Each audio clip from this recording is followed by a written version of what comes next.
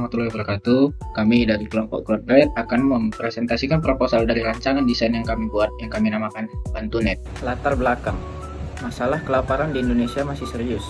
Meski ada perbaikan, angka stunting tetap tinggi dan jutaan orang kekurangan gizi. Ironisnya, Indonesia justru membuang makanan senilai lebih dari 200 triliun setiap tahun. Penyebab utama kelaparan bukan hanya soal ketersediaan, tapi distribusi yang tidak merata, pemborosan, dan dampak bencana.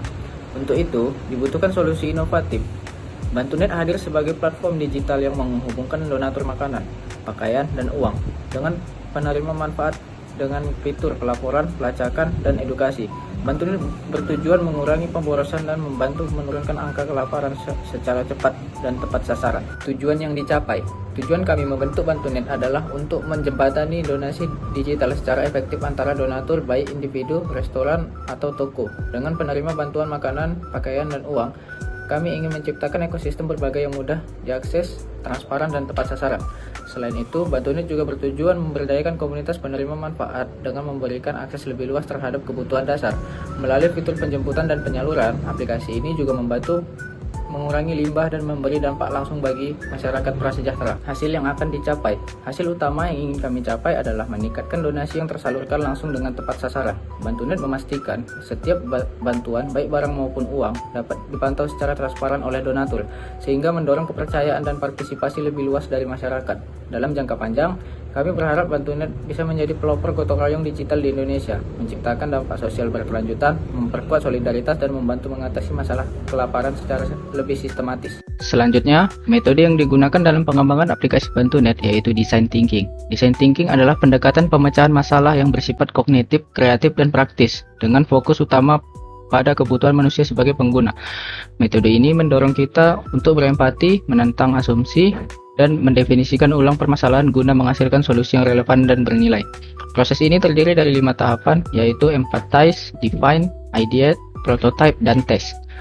Tahap pertama adalah empathize, yaitu memahami pengalaman, kebutuhan, dan tantangan pengguna.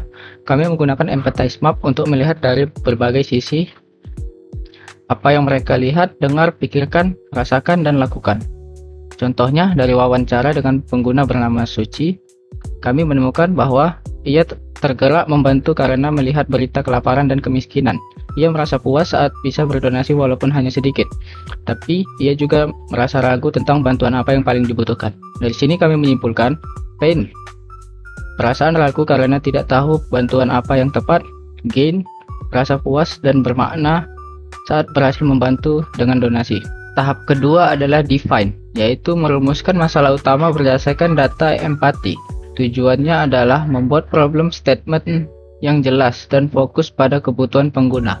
Contohnya, bagaimana cara membuat proses donasi digital yang mudah, transparan, dan sesuai kebutuhan penerima bantuan. Pernyataan ini menjadi dasar dalam merancang fitur dan fungsi aplikasi. Tahap ketiga adalah ideate, di mana kami melakukan brainstorming untuk menemukan solusi. Kami mendiskusikan berbagai fitur seperti pilihan jenis donasi, sistem pelacakan donasi, layanan relawan digital. Tujuannya adalah membuka banyak kemungkinan solusi yang inovatif dan efektif untuk pengguna. Tahap keempat adalah prototype.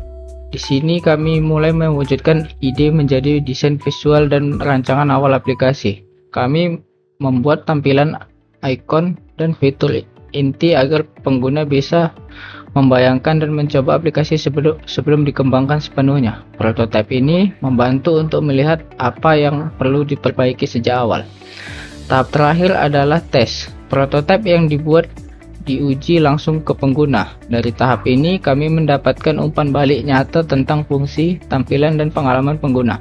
Tahap tes bukan akhir dari proses, tapi bagian penting yang bisa diulang terus-menerus untuk menyempurnakan aplikasi dan memastikan usability atau kemudahan pengguna benar-benar tercapai. Analisis karya desain. Yang pertama, target pengguna. Bantunet menyasar donatur individu, restoran, dan toko yang ingin menyalurkan makanan, pakaian, atau uang, serta masyarakat prasejahtera sebagai penerima. Pengguna adalah mereka yang peduli sosial, aktif digital, dan ingin donasi berdampak nyata dan transparan. Kedua, pemangku kepentingan. meliputi donatur, penerima manfaat, relawan, pengelola aplikasi, dan mitra pembayaran digital. Semua pihak berperan dalam memastikan proses donasi berjalan aman, cepat, dan tepat sasaran. 3. Batasan produk. Bantunet tidak melayani donasi obat atau barang elektronik, hanya beroperasi di wilayah Sumatera, dan hanya bertanggung jawab atas donasi dalam platform resmi. Aplikasi tersedia dalam bahasa Indonesia dan butuh koneksi internet. 4. Teknologi yang digunakan dikembangkan dengan Java dan Figma, tersedia di Android dan iOS, terintegrasi dengan e-wallet, QRIS, dan mobile banking. Data disimpan aman dengan Microsoft SQL Server dan fitur enkripsi, serta terhubung ke media sosial untuk kampanye. Wireframe. Logo Bantunet menampilkan dua sosok manusia yang membentuk ikon hati, melambangkan kepedulian, cinta kasih, dan koneksi sosial. Warna oranye dan abu-abu mempresentasikan keberagaman donatur dan penerima bantuan. Halaman autentifikasi. Pengguna diberi 3 pilihan, daftar, masuk, atau lanjut sebagai tamu. Sistem autentikasi ini menjaga keamanan dan privasi data. Menu masuk dan daftar. Pada menu masuk, pengguna dapat login dengan email, Facebook, atau Google. Fitur lupa password juga disediakan. Menu daftar memungkinkan pengguna baru membuat akun dengan mengisi data besar seperti nama dan email. Registrasi donatur. Sebelum berdonasi, pengguna mengisi nama, alamat, dan nomor telepon untuk memudahkan proses penjemputan barang. Halaman utama terdapat tombol donasi sekarang dan tombol daftar volunteer, serta informasi penting tentang stunting, pencapaian, dan berita terkini. Navigasi utama meliputi utama, kurva, riwayat, dan profil. Menu pilihan donasi. 3 jenis donasi utama, yaitu pakaian, uang, dan makanan, agar pengguna mudah memilih sesuai kemampuan. Tampilan pada tombol donasi pakaian. Pengguna mengisi alamat penjemputan, jenis, dan jumlah pakaian, kondisi barang, serta unggah foto sebelum menekan tombol konfirmasi. Tampilan donasi uang. Pengguna memilih metode pembayaran, e-wallet atau m-banking, memasukkan nominal dan catatan opsional, lalu menekan tombol konfirmasi. Tampilan donasi makanan. Pengguna mengisi alamat, jenis, dan jumlah makanan, berat, dan unggah foto, lalu tekan konfirmasi untuk menyelesaikan donasi.